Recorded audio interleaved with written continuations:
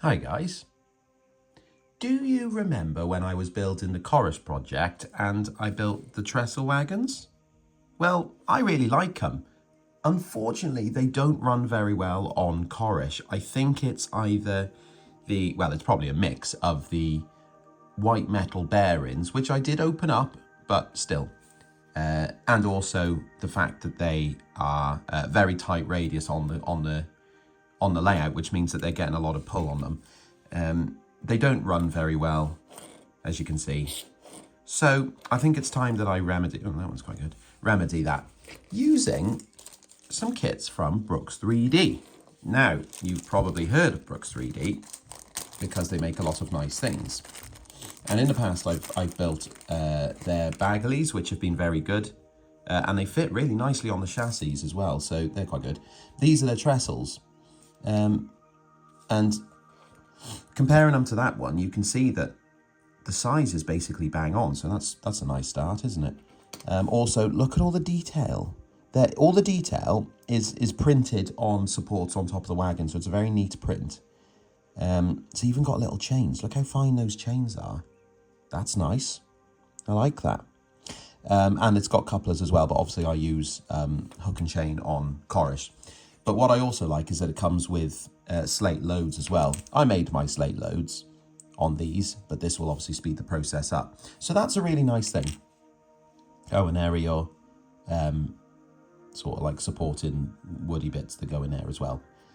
So I've only got one of these, but if this runs, well, I mean, you can see how it runs a lot nicer. So I'll probably end up buying a few of these. I was lucky enough that Brooks sent me a good couple of kits to have a go at building. So this one's on the house, but I will end up buying a few if it works out nicely, which I'm sure it will. The weight itself, I mean, it's about half the weight, whilst I feel that, about half the weight of the white metal ones. So they should run really nicely on Corrish. That being said, because I've only got one, I'll show the other wagons that have come as well. So these are a different, sorry, I've got a bit of a cold at the moment, so I'm like making moist noises whilst I talk. Different types of wagon, tie rod. These are like wooden opens by the look of it. It's quite hard to see because they're printed in white, but obviously when the primer's on, you'll be able to see all the detail there because it's got some lovely detail. Right, so what I'm going to do is just work around releasing all the details from the body, and the best way I find is just use a sharp knife and just gently go through. You see these, oh, there you go, they literally pop off. These supports here, they're designed to hold the parts, but they're not very strong, so they are, obviously designed to come off again. Absolutely fine with things like couplings. Just be very careful around things like chains and the finer details, because you could break those instead, which is, like especially on figures and things. See, that one's quite, why is that so tough? Nice. Figures and things, it's quite easy to break hands. I had a figure that was holding a mug and I ripped the mug off instead of support. So you just got it, they're quite tough there actually. This is the couplings, which I won't even use. So actually if I break that, here we go, that can go. I don't actually need that part, so that's fine.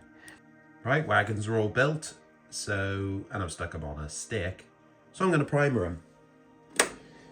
Someone asked in a comment about if they don't have an airbrush and they don't want to hand paint, what's the best option for painting models and getting a good finish. And rattle cans are grand if you want to use those. I use them for primer most of the time, but you can get them in mostly any colours or get them mixed up. So I'd go with rattle cans for stuff. There we go, so that's the grey primer on, and that is now showing the lovely detail. Look at the chain. Look at the chain. That means I don't have to put my own on, which I like. It's been a while since I've had earth brown on a wagon, so I enjoy it. I'm enjoying myself putting this on. This is nice. I'm going to do it in a few light coats just to build it up without wrecking any detail. But again, the thing about acrylic is that it will dry so thin if you put it on right. So they should look absolutely cracking after that. what I like to do now is just start to add surface detail, and that's in the form of dry brushing lighter shades on top. This is light antique white, and I've used it as a staple for all my wooden Roland stock.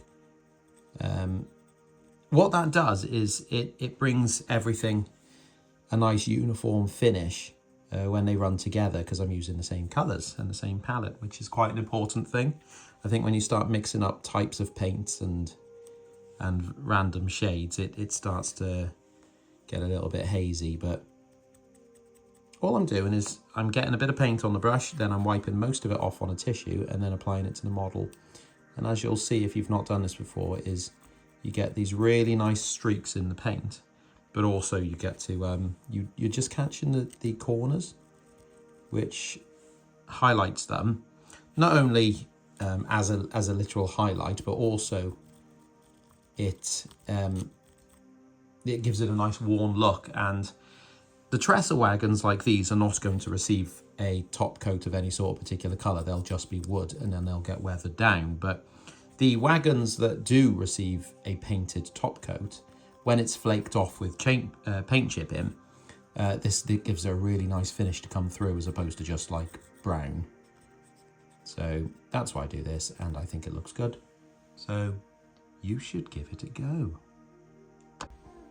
Okay, so the next port of call is basically anything that's made of metal or iron is going to be painted black. This won't be the final look, but this will act as a base for any rust effects or anything like that I'll add on in a bit when I find my rust paints. I'm now adding numbers to the wagons just before I start adding the weathering effects, and I tend to keep my wagons in group for their numbers. So like this style of wagon, for example, you can see I've gone from, like, well, if you call it 100 or something like that, up to maybe 120, 130. The trestles, the 3 that were there before, I've got 9, 6 and 8, I think it is, so I've gone for 4 for that. So that would, to assume that these would probably be the first wagons that this railway had. And then the tie rods are 36 and 28, so I'll put the final one in, maybe somewhere in between. The wagon I'm adding it onto is actually a new style that I haven't got on Corris at all, so that's quite nice. So I'll probably give this, I don't know, medium sort of number. It doesn't really matter, does it, to be fair? It's a made-up railway, in theory, because it's not actually Corris, it's just based on it. I use water slide transfers for my numbers now, but when I built Corris, I used these, I think they're these, I found it, a dry rub set, because they seem to fit the same size and style as what was on the wagons before. And they're quite garish when they're new on, like that, but they'll tone down and they look quite nice when they're sort of blended in a bit more. So they're really simple to use. If I find, for number 50 for this one, and it will run that way round. So I only tend to put, I only put the numbers on the one side.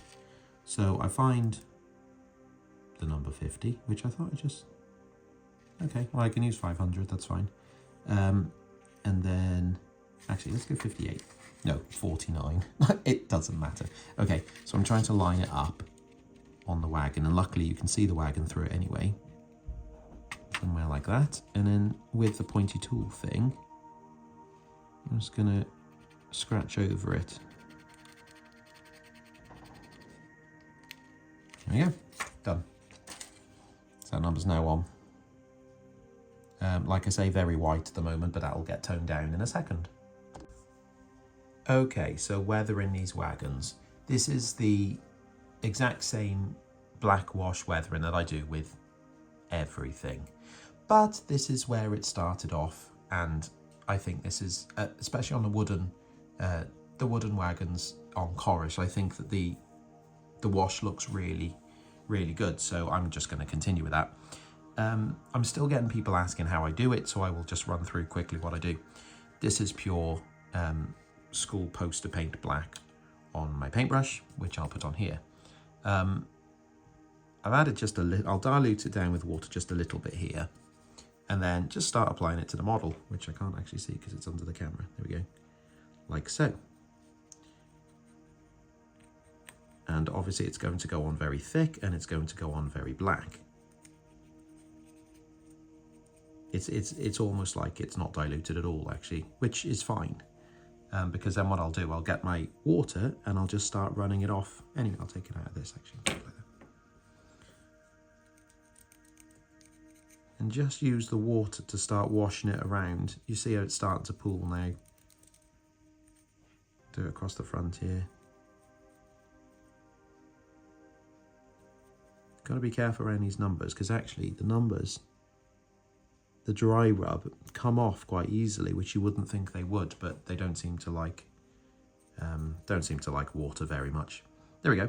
That's a good example on the roof, not the roof, but the very tip here. You can see that it's now starting to pool around the rivets. Now when that dries, because it's water all the way around it, when that dries, that'll look really nice. And the same inside there, you can see how it's pooling. That's all I do. I'll leave that now. Well, I mean, I'll finish the wagon, then I'll leave it. But that's all I do to it. There's really not much about it. It's very quick. And as long as you've got enough water that it runs and flows, you'll get a nice looking finish. And if you're not happy with it, you can just do it again. Doesn't matter. Just apply water and start again because it'll reactivate the paint. Something that I did on the Corris stock and I didn't do on the TR stock was actually highlight the rivet heads, and I'm in two minds if I actually need to do it or not. I think when I look at the wagons, I think it does give it like that extra bit of detail, but you have to look really close to actually see it. So I don't know. I'm going to do it just so it matches. But I don't... Oh, Ribs. Don't know if I have to. Rupert's at the door. Yes. Now, with the Corris stock, I did actually add a little bit of rust, which I didn't do on the TR stuff, I don't think, that I can remember. So I'm going to do that now in the form of weathering powders. I like weathering powders because they make a nice soft finish on it. That's why I'm doing it with it. Anything that's metal really needs a little bit on. What I'm doing is actually just trying to blend it in with the one that I did a while ago. Out of the Dundas Models kit, and you can see that I've gone round, and if you watch the video you probably saw anything that has like a rivet head I gave a little bit to. I've done it round the bottom of the brake lever, and you know, whatever. Did I do it on the top? Yes, I did, because I'm a good boy and I do all the metal. So I'm going to do some there, and there, and there, and there, and really, yes, there we go. Rusty. And the axle box on the back is... Oh no, I've done it. Wow. Okay, I don't remember doing that. Although it was just then. There we go. Okay, I'll probably wipe a little bit out off. It seems fairly heavy. But there we go. I mean, it's rust, isn't it? What do you want? Oh, and the chain. The only thing I need to do to these wagons now, well, apart from putting couplings on, because I've forgotten to make them, is to put the brake levers on. I've painted these separate to the body just to give a tidier finish, and if you can tell, the finish isn't tidy. That's because I've done, well, I would call it just a base coat. And get a bit of glue. And then what I'll do is when it's attached to the model, then I'll go over the main parts. But what this has done is it's given me... fits in a hole, I think. Yes, it does. It's given me the ability to paint behind the brake lever, which when it's on the model is really difficult to do. That needs a little bit of something, weathering powder, there we go, to add the same effects to the rest of the wagons, but as you can see, they're very similar. What else? No, that's it really. These wagons do come with loads. I am not putting the loads in today because I've run out of time. So what I'm going to do is probably just show you how they all look together now, because actually I'm really impressed. Well, I tell you what, I'm really impressed. I am. I'm really chuffed with these. And actually, if I knew about these before I knew about the Rodney Stennin ones, I'd probably have gone for these because they're less effort to make. They look just as good. And they're lighter. They run better. They are better. And if I give you an idea, I couldn't actually work out when I put them on the layout which ones were which. So I'll do like a little parade. So, oh, there we go. Screwed. Oh, I mean, in my defense, I can't see past the trees here, but there we go. The middle one here is the Brooks that I've just built, and the other two are Rodney Stennin now Dundas. I only know that because I've not put the loads on, and like I said, I'll do those next week. But I genuinely really like these. So I'm sure I'm going to go for more. When we get onto the open wooden body ones, oh Christ, I don't know. I can't remember what number I put, but between those two, I mean, no, hang on. No, I do know. Those first two are Rodney Stennin. The second two are Brooks. I know that because that's a different shape. I know that one. That one I know because it's got the little attachment at the top and those didn't have it. If that wasn't there, I wouldn't know which one I've just built. And I think, oh no, hang on. There is another thing. And the other thing is like a good thing. Another good thing. Inside the old Rodney Stennin ones, it is just a flat piece of plasticard, whereas inside the new Brooks ones, or not new, I suppose, I don't know how, been out for a little bit, there's actually wooden planking. So the insides are more detailed. Core, hey? Really, yeah. The only downside to the Brooks ones now are the fact that they don't have the spindly wheels with the curly spoke, which actually is not their fault. You can't get those anyway. So all the new 009 kits from basically everyone have just blank ones. So I'm really chuffed. I'm so happy that Brooks wanted to work with me for these. So really thank you to them. I would seriously say, if you're looking for stock now, then look for theirs first. I know they're good, not just because I've built these, but I've built other kits by them. Like, for example, at one point in my life, I think I've done oh no, I have. When I was doing commission work, I used to do a lot of their engines, just to buy, like to paint up and sell on. And they're really good. They are really good. So I'm going to go now because I've got a tent to put away from my birthday at the weekend. So, cheers!